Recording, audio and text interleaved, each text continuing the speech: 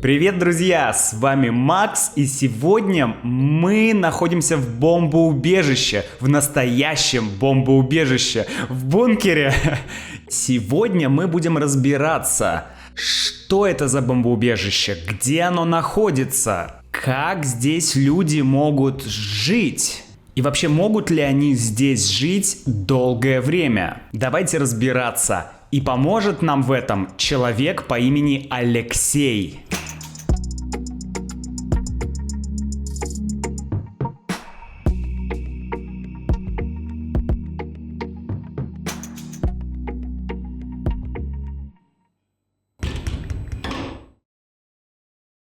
Мы вошли в бомбоубежище. Мы сейчас внутри. Первое, что мы видим, это шлюзы.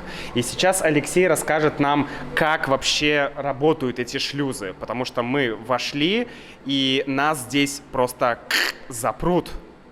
Люди должны организованно пройти сюда двумя колоннами и распределиться по этим шлюзам. Это очень важно, чтобы произошло все оперативно и организованно. Почему? Потому что чем больше пропущено будет через эти шлюзы людей, тем больше людей смогут сохранить свою жизнь. Дело в том, что сейчас мы с вами находимся на месте, которого после взрыва уже существовать не будет. Потому что взрыв полностью разнесет вот эту всю конструкцию, и вот эти двери мощнейшие должны будут выдержать этот удар колоссальной силы. И поэтому от того, как быстро люди туда смогут пройти, зависит жизнь всего объекта.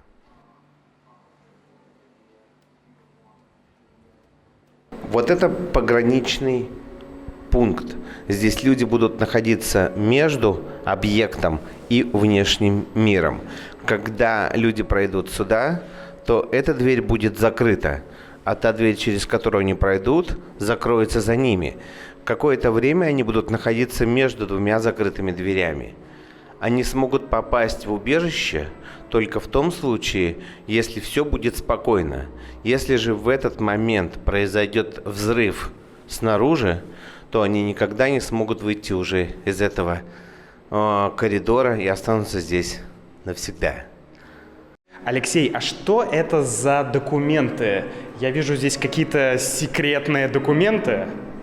Севастополь – это вообще уникальный город, потому что в современной истории это единственный в мире город, который пережил 2 осады. Поэтому, когда после Второй мировой войны политическое руководство страны готовилось к ядерному удару, оно предполагало, что город будет опять на передовой. И, как выяснилось, они были абсолютно правы. Дело в том, что на базе военно-морского флота в Севастополе находилось ядерное оружие. Севастополь входил в список городов, в список точек на карте, по которым должен был быть нанесен первоочередной ядерный удар. В этом списке Севастополь является единственным городом. И не потому, что его хотели уничтожить ради гражданского населения. Здесь, повторяю, находилась база. И вот этот документ, который никогда не должен был быть рассекречен, с грифом Top Secret, показывает, что действительно на Севастополь должна была быть обрушена одна из первых ядерных бомб на территории Советского Союза. Здесь также есть и другие документы, которые показывают причины, почему эти бомбы должны были быть обрушены на территорию Севастополя. Здесь находилось хранилище ядерных ракет, здесь находились подводные лодки, которые могли их использовать, и здесь находились корабли, которые также могли захватить все Средиземное море. Дело в том, что планов оккупации Советского Союза в принципе не было, потому что это не имело особого смысла. Задача стратегии состояла в том, чтобы первыми ударами подавить весь военный потенциал противника в холодной войне Советского Союза.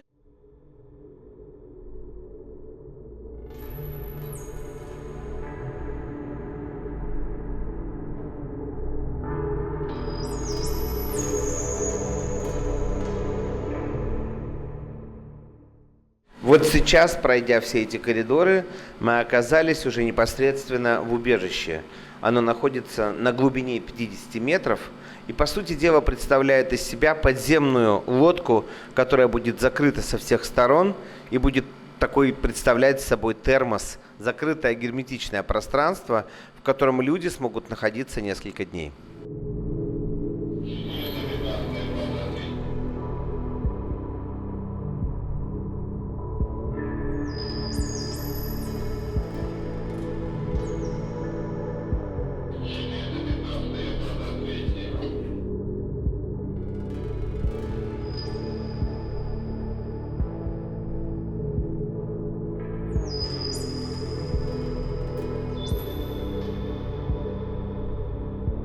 Ну, ролики для Ютуба все равно можно будет снимать. Здесь есть камера. Хе-хе. Это центр управления ситуацией. То есть сначала он будет управлять самим убежищем, потому что несколько дней будут люди находиться в закрытом этом помещении, а затем, когда люди начнут подниматься на поверхность, то нужно будет произвести оценку разрушений, необходимо будет координировать всю спасательную операцию по восстановлению городского хозяйства, и в том числе санитарных служб, водоснабжения, электричества. Вот эта координация будет происходить отсюда, потому что этот центр окажется предположительно неповрежденным.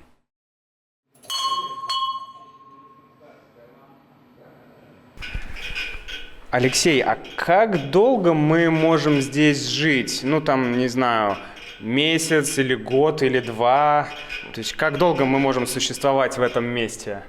Это очень важный, интересный вопрос, потому что сразу после войны, когда вот такие объекты начинали строиться, и в том числе в Советском Союзе, то предполагалось, и вся культурная тематика в фильмах, в книгах, она предполагала, что люди смогут жить в таких объектах в течение месяцев, если там лет даже. Но реальность очень далека от этих ожиданий, которые представлены вот в различной культурной сфере. Максимум люди могли здесь находиться в большом количестве в течение там 2-3 суток. То есть после... 2 или 3 дня и все? Потому что здесь, по сути дела, мог находиться целый городок, около 2000 человек, то есть теоретически могли здесь находиться. И обеспечить эти 2000 человек запасами еды, биологические отходы, а также вообще в принципе вся социальная система, которая здесь бы сложилась, она бы привела к тому, что люди сами бы покинули это помещение через это время. То есть все разговоры о том, что люди уходят под землю и живут очень долго там, это миф. Создать по-настоящему замкнутый цикл, тем более для большого количества людей, невозможно. И в связи с этим очень спорными являются вопрос о том, что вот мы можем взять сейчас простых людей, туристов, посадить их в космический корабль и отправить их на Марс, предположим, потому что, в общем-то, запасы еды будет явно недостаточно, а создать систему саморегенерирующуюся будет очень и очень сейчас еще сложно. Конечно, время от времени появляется идея некого суперфуда, какой-нибудь водоросль, хлореллу там или еще что-нибудь, что можно выпить стакан водички, и у тебя набор всех минеральных веществ и белков, да, на сутки, но это пока фантастика. Объект, в принципе, построен на принципе использования как бы невозобновляемых ресурсов. И таких объектов, которые работают по принципу возобновляемых, вообще в природе нет. А есть ли какие-то современные бомбоубежища, где человек может жить, ну, хотя бы неделю? Можно, конечно, если это будет не 2000 человек, а, например, 10 человек. То есть тогда вы можете жить и годами, наверное, теоретически. То есть если вы огромные запасы соберете и поселите там несколько десятков человек, то да, теоретически они могут существовать. Мгм. То есть идея этого бомбоубежища в том, чтобы спасти большое количество людей, которые живут здесь в городе, в Севастополе, чтобы они потом вышли из этого бомбоубежища и начали восстанавливать инфраструктуру, рожать новых детей и так далее, да? Теоретически да, хотя большая часть из этих людей должна быть, по идее, эвакуирована. Потому что, в принципе, если города не будет существовать, то выпускать такое большое количество людей просто на поверхность было бы безответственно. А когда было построено вообще это бомбоубежище? Оно было построено с 52 по 57 год. То есть за 5 лет, и это был пик холодной войны. А сейчас в России есть такие новые бомбоубежища? Они строятся?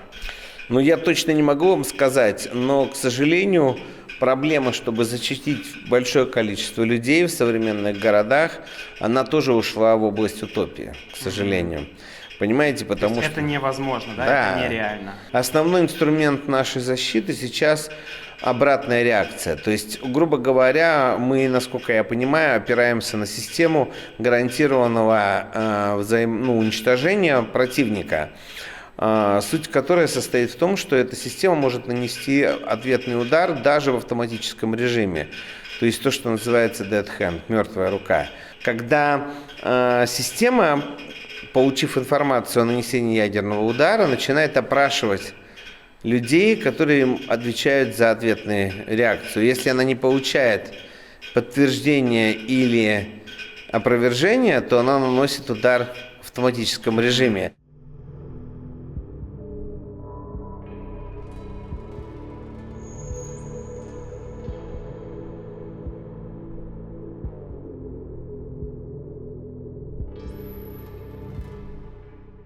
А где мы сейчас находимся, Алексей? Тут так называемый зал укрываемых. Люди будут сидеть здесь, как вот в плацкарте, в общем вагоне, в поезде. Внизу они будут сидеть, а наверху они будут спать по очереди. В основном они будут находиться тоже без света, для того, чтобы беречь электроэнергию. Понимаете, вся история цивилизации и ее современное положение, ситуация, оно приучило нас к экспансии. Тому, что мы всегда ищем новые пространства, новые какие-то территории, которые мы осваиваем. Мы строим большие дома, мы стараемся покупать большие квартиры. И если нам что-то не нравится, мы покидаем, ищем новую территорию. То есть мы прибегаем к такой колонизации. Мы не очень умеем выстраивать отношения в ограниченных ресурсах, пространственных, и при которых вот на небольшой территории живет большое количество людей. Мы склонны к экспансии. И это трагедия любых колоний подобного рода. То есть, когда вам говорят, вот ваше небольшое пространство, и вы должны контактировать на этом пространстве с большим количеством людей, это ведет обычно к нарастанию конфликта, и конфликт будет нарастать по экспоненте. Если интересно увидеть, как это происходит, стоит почитать воспоминания участников советского эксперимента БИОС или воспоминания людей, которые принимали участие в американском эксперименте, который называется «Биосфера-2» в Аризоне.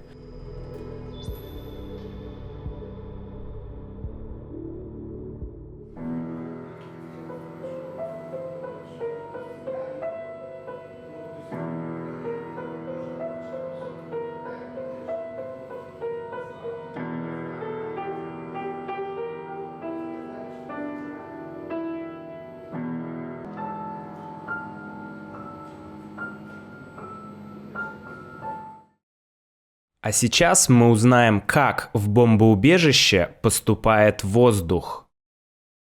Очистка воздуха осуществляется в этом помещении, которое называется фильтровентиляционная установка, ФВУ. Воздух поступает сюда с помощью насосов сверху. Он оказывается вот в этом пространстве, которое можно назвать кондиционером. Здесь находится зараженный, в котором много твердых частиц, зараженных воздух. Затем он проходит через несколько систем очистки твердых остатков, пылевых остатков. И затем по системе поступает уже в другие все части нашего убежища. То есть, по сути дела, он проходит через залы укрываемых и потом выходит наружу. То есть важнейшим условием его функционирования является работа насоса, то есть для него необходима энергия, то есть генератор, который работает от дизеля, и рабочие фильтры. Энергетическая установка прежде всего расходует энергию, которую производит на функционирование прогона воздуха через все эти фильтры.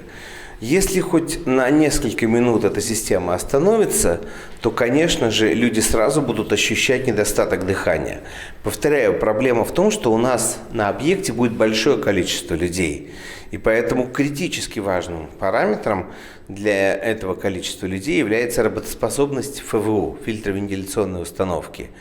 И до тех пор, пока у нас есть горючее, пока у нас эти фильтры работают, люди смогут дышать. Если это сломается, то люди погибнут, и это произойдет, к сожалению, довольно очень быстро, потому что мы находимся на глубине 50 метров, и надежд на то, что к нам будет поступать хоть зараженный, но какой-то воздух извне, очень и очень мало на самом деле. А как убежище получает электроэнергию? Главная проблема любого убежища – это в том, что оно получает энергию с помощью дизельного генератора. То есть, соответственно, он ограничен ресурсом этого генератора и, что еще более важно, запасами дизельного топлива. Запасы дизельного топлива находятся за этой стеной, и там находится, собственно, и сам генератор. Конечно, в каком-то идеальном мире было бы неплохо, если бы здесь был установлен какой-нибудь ядерный реактор, и современные технологии позволяют делать кобальтовые небольшие реакторы, но это пока, опять же, утопия. Насколько мне известно, настоящих убежищ, в которых установлены ядерные такие установки, нет. Может быть, они есть, но это очень секретные объекты, и они требуют очень специального технического обслуживания. Друзья, если вы сами хотите побывать в настоящем бомбоубежище, то вы можете сделать это здесь, в Севастополе, в этом музее. Алексей, как работает ваш музей? Наш музей работает, конечно, прежде всего с экскурсионной программой.